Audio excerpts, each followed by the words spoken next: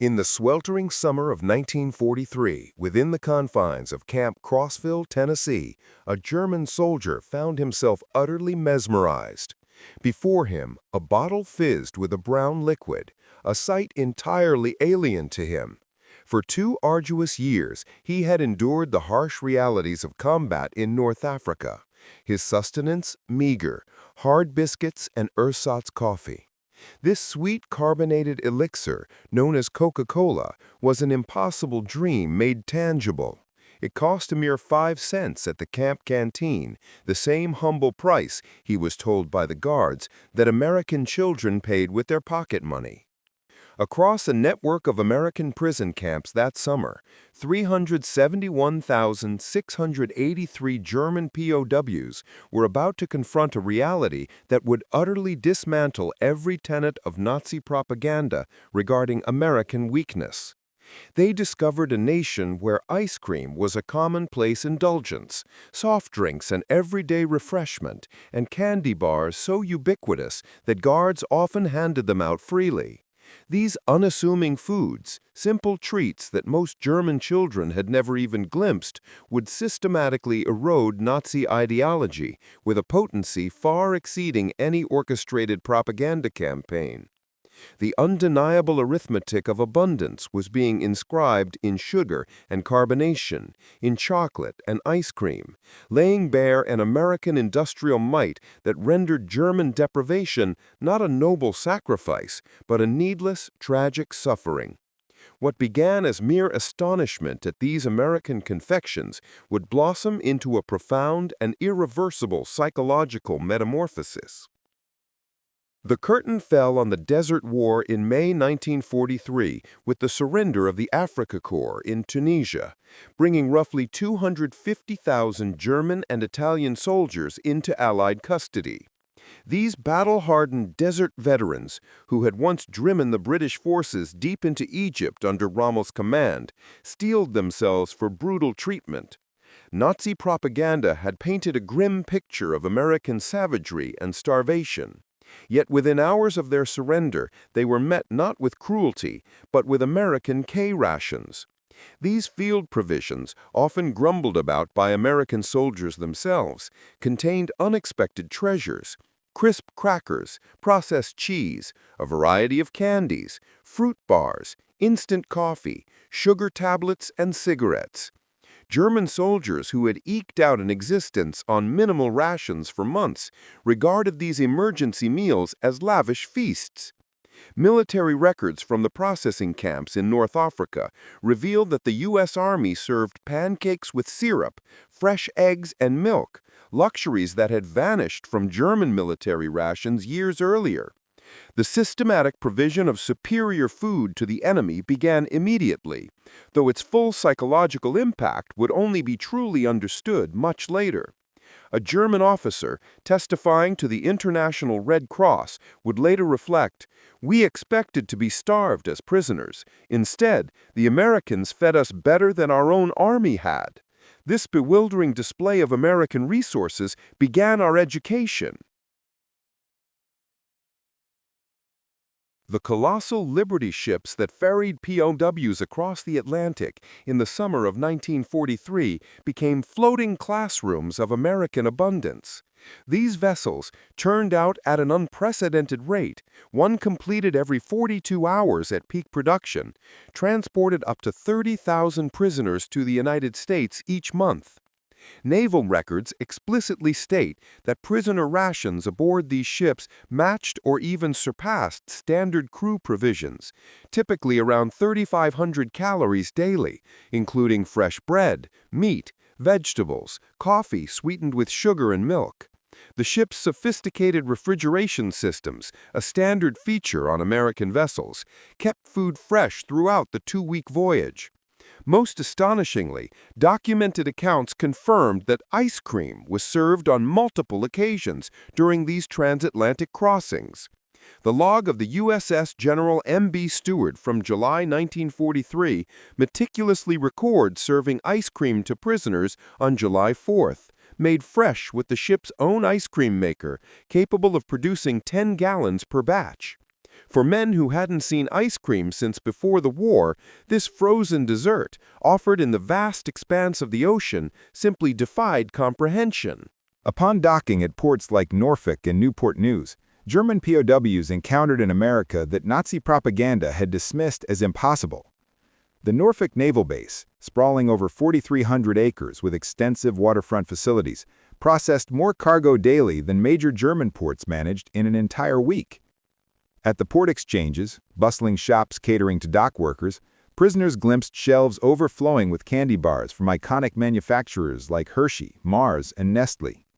Military procurement records from 1943 confirm these exchanges stocked dozens of candy varieties, all sold at standard prices, usually 5 cents for most bars, the same modest sum charged nationwide. The subsequent journey inland by train offered yet another profound lesson. Unlike the grim cattle cars used for transport in Europe, German POWs traveled in comfortable passenger coaches, and the dining cars served full hot meals. Documented menus from July 1943 reveal fried chicken, fresh vegetables, pie, and coffee. The POWs quickly realized this wasn't special treatment, but simply standard American rail service. The meticulously constructed prison camp system across America housed POWs in conditions that not only met, but often exceeded the requirements of the Geneva Convention. Camp Crossville, Tennessee, representative of the larger facilities, boasted electric lights, hot water, flush toilets, and heated barracks. But it was the camp exchanges, the PX stores, that delivered the most profound psychological blow. According to Army Quartermaster records, these exchanges stocked a dazzling array of soft drink brands, Coca-Cola, Pepsi, Dr. Pepper, RC Cola, alongside various candy bars and confections, ice cream where refrigeration allowed, cigarettes and tobacco, fresh fruit and snacks, and even beer with a 3.2% alcohol content. Prisoners earned 80 cents daily for their labor, later raised to $1. With candy bars and Coca-Cola each costing a mere 5 cents, a day's wage could purchase 16 items, an abundance so vast it was beyond German imagination, where such products, if available at all, required special connections or black market dealings. Coca-Cola, in particular, transcended its role as a beverage to become a potent symbol of American industrial democracy. The Coca-Cola Company's wartime production reached staggering levels, with company records showing an astounding 5 billion bottles produced in 1943 alone. A military contract guaranteed 5-cent Coca-Cola to American servicemen worldwide, a commitment that necessitated unprecedented logistical feats. German prisoners quickly discovered that this carbonated drink, mostly unknown to them before their capture, was simply everywhere in America. Every camp received regular deliveries. Work details observed vending machines and coolers at every turn. Gas stations, factories, schools. Americans of all ages and social strata drank it casually, often discarding half-empty bottles without a second thought. The sheer standardization of the product astounded the technically minded prisoners. Coca-Cola tasted identically whether consumed in Maine or Texas, a testament to quality control that dwarfed anything German industry had achieved. The syrup concentrate, meticulously manufactured in Atlanta and distributed nationwide to bottling plants, represented a level of industrial coordination that utterly shattered Nazi assumptions about American disorganization and chaos. Historical records from the Coca-Cola Company archives confirm that many prison camps received weekly deliveries of 200 to 300 cases, each containing 24 bottles. Camp Hearn, Texas alone, consumed approximately 7,000 bottles weekly during the summer of 1943. The presence of ice cream in American prison camps seemed like an impossibility to Germans who hadn't seen it since before the war. Yet Army records confirm that this frozen delight was regularly served in camps equipped with adequate refrigeration during the summer months. So vital was ice cream deemed for morale that specialized ice cream ships were even constructed for the Pacific Fleet. At Camp Shelby, Mississippi, the 4th of July celebration in 1943 featured ice cream made right on site. Prisoners watched fascinated as hand-cranked freezers churned out gallons using ice, salt, cream, sugar, and flavorings. The casual deployment of such seemingly scarce resources, ice and July, cream and sugar, all for a mere entertainment food, demonstrated a set of priorities that Germans simply could not fathom. By 1944, many camps boasted electric ice cream makers. The sheer variety available, chocolate, vanilla, strawberry, butter pecan, far surpassed anything German ice cream parlors had offered before the war. Prisoners could purchase ice cream bars for 10 cents, ice cream sandwiches for the same price, or cups of various flavors. Army procurement records show that larger camps ordered 50 to 100 gallons of ice cream weekly during the summer. While frequency varied by location and season, prisoners consistently enjoyed this frozen luxury that had vanished from German life. Sugar consumption in American prison camps delivered a particularly potent psychological blow. In Germany, sugar was strictly rationed. Civilians received a meager 280 grams monthly, if available at all. In American camps, sugar sat in open bowls on mess hall tables, available for unlimited use. Quartermaster records from 1943 to 1945 indicate that camps received 100-pound bags of refined sugar weekly. Camp bakeries used sugar liberally, with cakes, cookies, and pies appearing regularly on menus. Mess halls sweetened coffee, tea, cereals, and desserts without any restriction. One poignant incident from Camp Aliceville, Alabama, starkly illustrates the contrast. In August 1943, humid weather caused several hundred pounds of sugar to harden, rendering it difficult to use. Rather than meticulously steaming and recovering it, as Germans would undoubtedly have done, the kitchen staff simply discarded it and ordered fresh supplies. German prisoners working in the kitchen were reportedly aghast at this perceived waste. American chocolate consumption patterns further illuminated the democratic abundance. Major manufacturers like Hershey, Mars, and Nestle produced millions of bars monthly, despite wartime restrictions. The military alone purchased a staggering 380 million pounds of chocolate products during the war years. Prison camp exchanges stocked a tempting variety of chocolate. The ubiquitous Hershey bar, D-rations, emergency chocolate bars, and various chocolate-containing candy bars were readily available for 5 to 10 cents. Prisoners quickly discovered that Americans even had distinct preferences among chocolate brands, casually choosing one over another. Red Cross packages, distributed monthly to prisoners, invariably included chocolate bars among other items. American Red Cross records show that standard parcels contained chocolate or candy bars, 2 instant coffees, processed cheese, crackers, canned meat, cigarettes, and soap. These generous packages supplemented regular rations, providing luxury items that far exceeded what German civilians received as basic sustenance. Thanksgiving, 1943, introduced German prisoners to the sheer scale of American holiday abundance. This uniquely American celebration showcased a national coordination of consumption that utterly dwarfed German organizational efforts. Army records confirm that all prison camps served a traditional Thanksgiving dinner: roast turkey with stuffing, creamy mashed potatoes and rich gravy, sweet potatoes, tart cranberry sauce, fresh vegetables, pumpkin pie, coffee, and milk.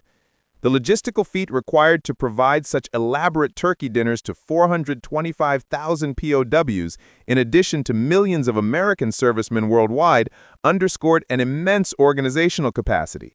The simple fact that German prisoners received the exact same meal as American soldiers emphasized an equality of treatment that directly contradicted Nazi racial hierarchy.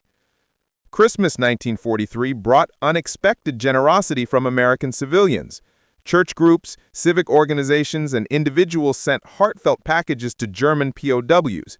The American Friends Service Committee alone distributed 50,000 Christmas packages to enemy prisoners.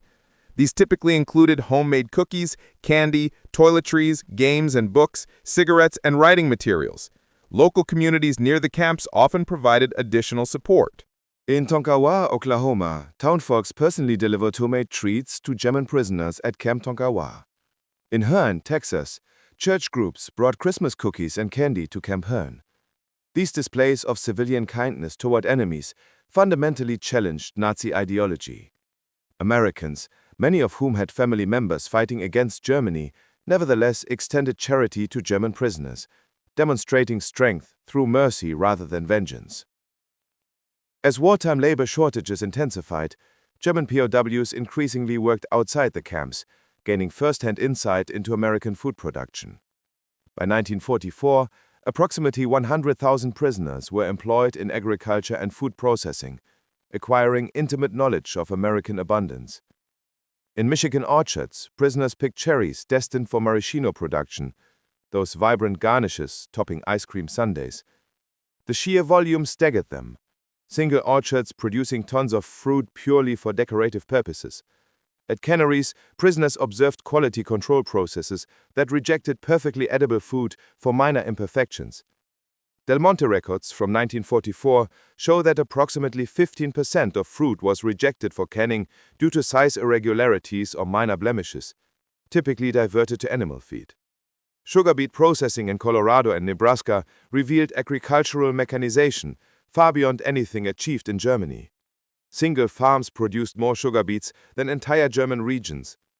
Prisoners learned that American sugar production from cane and beets reached approximately 7 million tons annually, a figure that finally explained the casual abundance they had witnessed.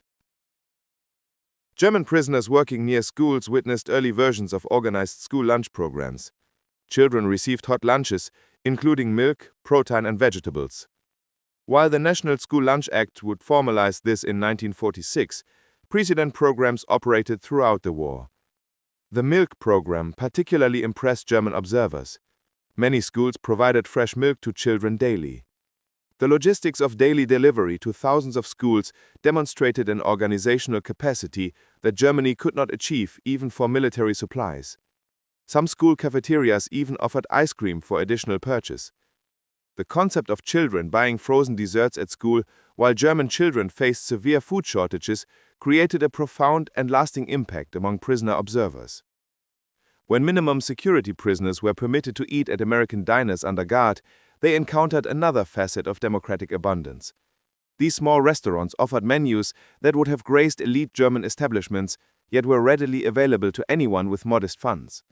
Documented prices from 1944 show a hamburger for 25 cents, Coca-Cola for 5 cents, a slice of pie for 15 cents, an ice cream sundae for 25 cents, and a full dinner special for 65 to 75 cents.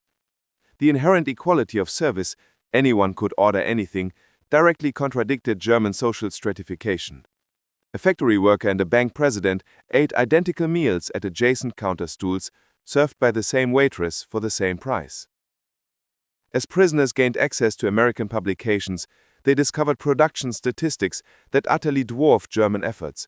Documented American production figures for 1944 included approximately 7 million tons of sugar, 380 million pounds of chocolate and cocoa products, for the military alone, 5 billion bottles of Coca-Cola, 1943 figure, over 500 million gallons of ice cream, and 119 billion pounds of milk. In stark contrast, during the same period, German production saw sugar heavily rationed, primarily from beets, chocolate reserved almost exclusively for military priority, minimal soft drink production, virtually non-existent ice cream, and severely rationed milk. These numbers, published openly in American media, starkly demonstrated that America's wartime production capacity exceeded Germany's peacetime peaks. By late 1944, a remarkable reversal had occurred. German POWs were sending food packages to Germany rather than receiving them. Using their camp wages, prisoners purchased American products, chocolate bars, instant coffee, and canned goods, to mail home. International Red Cross records confirm this astonishing shift. German prisoners in America sent approximately 11 million parcels to Germany during their captivity, most containing food items. The impact on German families receiving American abundance from their imprisoned relatives, while they themselves faced starvation in freedom, profoundly undermined Nazi ideology. American rationing, implemented during the war, further highlighted the vast chasm between the two societies. Americans often complained about sugar rationing of 2 pounds monthly per person, a quantity more than triple the German allowance when available. American meat rationing, set at 28 ounces weekly per person, still exceeded what Germans received monthly. Even with rationing, Americans maintained consumption levels that Germans considered impossibly luxurious.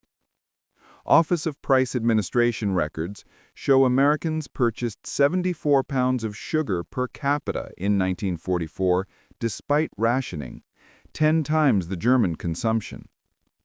Beyond Coca-Cola, prisoners discovered the astonishing breadth of America's soft drink industry. Pepsi-Cola, Dr. Pepper, RC Cola, Orange Crush, and a myriad of regional brands competed nationwide. The sheer variety itself, multiple companies producing similar products, demonstrated a market abundance impossible under Germany's controlled economy. Bottling plants operated in every major city. The technology, carbonation, bottling, capping, labeling, was standardized and remarkably efficient, with single plants producing millions of bottles annually. The intricate distribution network reached every small town, gas station, and grocery store.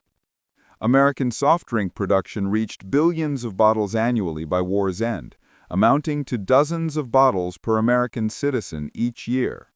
The output of this single industry alone exceeded entire sectors of German consumer production. Spring 1945 delivered the final, decisive blow. As American forces swept through Germany, German POWs in America watched newsreels depicting GIs distributing chocolate and chewing gum to German children. The unbridled joy of these children, receiving American candy that their own government couldn't provide, completed the ideological demolition. The contrast was stark and heartbreaking. American soldiers, advancing through enemy territory, carried enough candy to freely give away, while the German state, which had promised triumph, delivered only starvation. Films of concentration camp liberations showed American troops sharing their rations with skeletal survivors, demonstrating a profound humanity toward the victims of the very regime these German soldiers had served. Between 1945 and 1946, German POWs returned to a homeland utterly destroyed. Many prisoners had gained significant weight in American captivity, while their families had tragically wasted away from starvation in German freedom. They brought home not only their physical presence, but also an astonishing knowledge of abundance to a land of absolute scarcity. Medical examinations consistently showed that German POWs generally returned healthier than when they were captured, while their families remained weakened by deprivation. This undeniable physical evidence of American plenty versus German suffering was irrefutable. Many prisoners brought final Red Cross packages home, chocolate, coffee, and canned goods that instantly became treasured family heirlooms. Children who had long forgotten the taste of chocolate received Hershey bars from fathers who had regularly enjoyed ice cream in prison camps. These former POWs became unexpected, powerful advocates for the Marshall Plan. They had witnessed an American abundance that was not a zero-sum game, prosperity achieved through boundless production rather than ruthless conquest. Their first-hand testimony that Americans could not only afford to rebuild, but were willing to uplift their former enemies, significantly influenced German acceptance of American aid. These men understood that true American power stemmed from a productive capacity so vast it could afford to waste resources even while fighting a global war. This mental model, creation rather than conquest, fundamentally shaped West Germany's economic approach. The German economic miracle of the 1950s was, in part, built upon the lessons learned in American prison camps. Former POWs who had witnessed American production methods, sophisticated distribution systems, and unparalleled consumer abundance applied these insights directly to German reconstruction. They had learned that mass production could render luxuries affordable for everyone, that standardization ensured quality and efficiency, and that consumer abundance fostered political stability. Industrial democracy, they realized, could simply outproduce authoritarian control. These profound lessons, absorbed through the simple pleasures of Coca-Cola and ice cream, shaped an entire generation of German business and political leaders. The transformative experience of German POWs through American food abundance is meticulously documented across a wealth of historical sources: military quartermaster records, International Red Cross reports, corporate production records, especially the Coca-Cola archives, POW correspondence, though censored, still preserved, post-war interviews and memoirs, and rigorous academic studies, particularly Arnold Krammer's extensive research. Arnold Krammer, the foremost historian of German POWs in America, unequivocally concluded that food abundance was absolutely central to their ideological transformation. His research confirmed that the casual, everyday American plenty achieved what formal re-education programs could not: the complete and utter demolition of Nazi superiority myths. The raw numbers tell an irrefutable story. Average POW consumption from 1943 to 1946, 3,300 to 3,600 daily calories, 4 pounds of sugar monthly, generously available, 32 ounces of meat weekly, and 1 quart of milk daily, readily available. Ice cream was served regularly during summer, and soft drinks were unlimited at 5 cents each.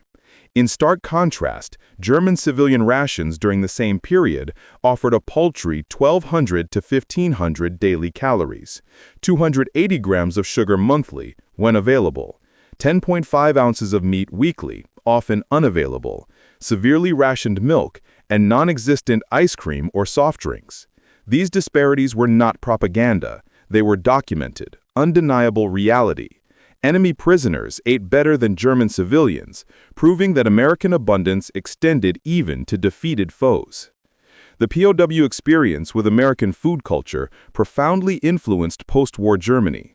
Coca-Cola triumphantly returned to West Germany in 1949, quickly becoming a potent symbol of the American alliance. Ice cream parlors deliberately modeled after American soda fountains sprang up in German cities. Candy bars and chewing gum became cherished symbols of recovery and modernity.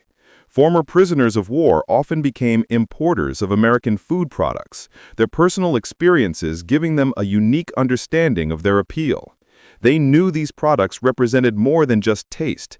They symbolized abundance, democracy, and a forward-looking modernity. The introduction of supermarkets to Germany in the 1950s was championed by former POWs who had witnessed the vast, efficient American grocery stores firsthand. They understood that democratic abundance required innovative new distribution methods, not just increases in production. In countless post-war interviews and memoirs, German POWs consistently identified food abundance as the most transformative aspect of their captivity. A former Afrika Korps officer, reflecting in a 1975 interview, stated, "We expected to defeat a weak, divided America. Instead, we found a nation that could give ice cream to enemies. That's when we knew we had lost more than a war. We had lost our entire worldview." Another veteran, interviewed for a 1985 documentary, vividly recalled, "My first Coca-Cola was like drinking the future. It was sweet, fizzing, completely unnecessary, and available to anyone for a nickel. That drink contained everything Nazi Germany wasn't: abundant, democratic, joyful." These powerful testimonies, collected across decades, unequivocally confirmed that American food abundance achieved what military defeat alone could not: a complete and irreversible ideological transformation. The men who arrived as fervent Nazi warriors left as profound witnesses to democratic prosperity. Historians widely recognize the German POW experience in America as an astonishingly successful program of re-education, achieved through abundance rather than coercion or propaganda. The program succeeded precisely because it relied on observation rather than direct instruction.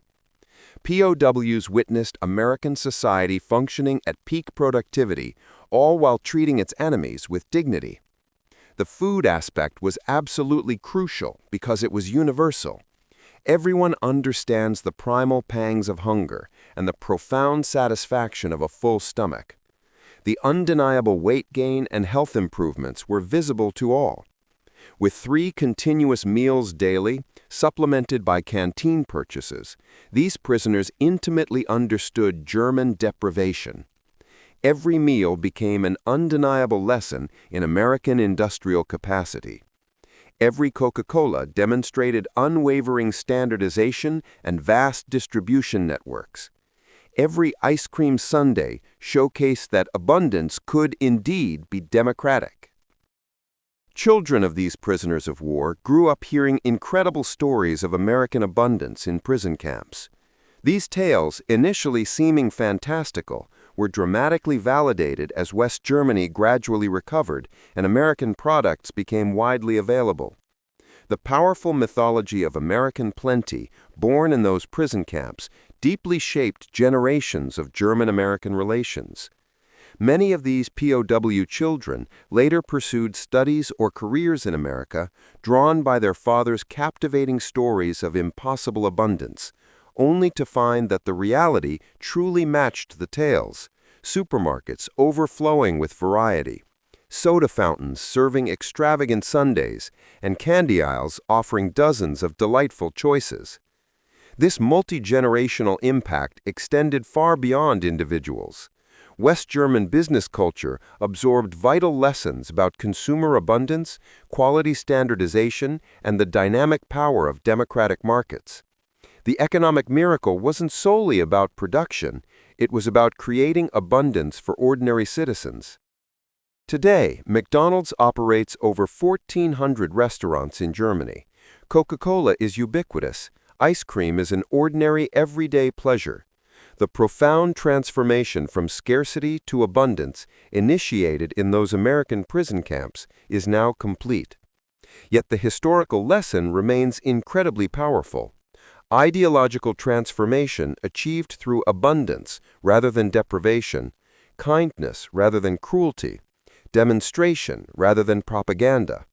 The German POWs who once couldn't believe in ice cream and Coca-Cola in American prison camps ultimately witnessed democracy's most potent weapon: the unparalleled ability to create such an overwhelming abundance that it could be casually shared even with enemies. The story of German POWs and American food abundance represents history's most unusual victory. A war won not just through military might, but through astonishing generosity. An ideology defeated not by force, but by ice cream. A worldview shattered by soft drinks. These men experienced a transformation wrought not through punishment, but through plenty. They arrived believing fervently in German superiority and American weakness. They departed with a profound understanding that American strength flowed from a productive capacity so vast that it could afford to waste resources without concern. The society that could offer Coca-Cola to its prisoners for a mere 5 cents possessed a power that transcended military might. The ice cream sundae, with its layers of delightful excess, ice cream, rich syrup, whipped cream, crunchy nuts, and a bright cherry, became a vivid metaphor for American abundance. Each component, taken individually, represented a luxury beyond German dreams. Combined, they formed an impossible indulgence made routine. That enemies could casually order seconds while German children faced hunger revealed the utter totality of Nazi failure. Former POWs often recalled specific, indelible moments of revelation: the exhilarating fizz of their first Coca-Cola, the creamy delight of their first spoonful of ice cream, the satisfying bite of a Hershey bar. These potent sensory memories carried more persuasive power than any argument. They had tasted democracy, and it was undeniably sweet. The transformation was complete and irrevocable. Men who had once marched under the banner of the Third Reich returned as unexpected apostles of abundance, carrying the revolutionary message that true prosperity sprang from freedom, not from conquest. They had learned that America's ultimate secret weapon wasn't military might, but simply the ability to give ice cream to its enemies. In the end, the humble bottles of Coca-Cola and the innocent dishes of ice cream served in American prison camps achieved what armies could only attempt: the complete transformation of enemy hearts and minds. The German POWs, who once found such abundance unbelievable, became its greatest witnesses, carrying home the profound truth that democracy tasted like chocolate and freedom fizzed like carbonation. Their extraordinary story reminds us that sometimes the greatest victories are won not through destruction, but through demonstration, not through taking, but through giving, not through hatred, but through the simple, humane act of serving ice cream to enemies on a hot summer day. These men, who experienced American abundance as prisoners, became freedom's most unlikely ambassadors, transformed forever by the impossible reality of Coca-Cola and ice cream in American prison camps.